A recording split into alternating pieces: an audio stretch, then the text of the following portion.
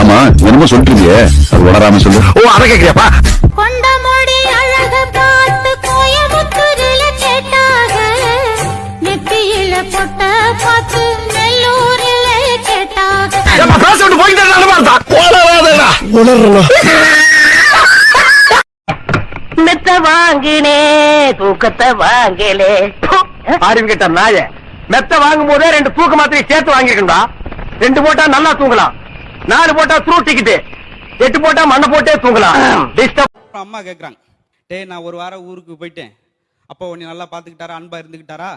இருந்துக்கிட்டாருமா, தினமும் படகுல ஏற்றிட்டு போய் கடலுக்குள்ள தள்ளிட்டு வந்துடுவாரு. நான் அங்கேருந்து நீச்சடிச்சு வருவேன். பாவம்ப்பா, நீச்சடிக்க ரொம்ப சிரமமாக இருந்திருக்குமே. நீச்சடிக்கிற கூட அப்படி ஒன்றும் சிரமம் இல்லைம்மா, அந்த சாக்குக்குள்ளேருந்து வெளியே வர்றதே எனக்கு பெரிய கஷ்டமா இருக்கு. சாக்கில் கட்டி போட்டுருந்துருக்கேன். எங்க அப்பா புலி சுட்டுட்டாரு, புலி சுருண்டு விழுந்துருச்சு.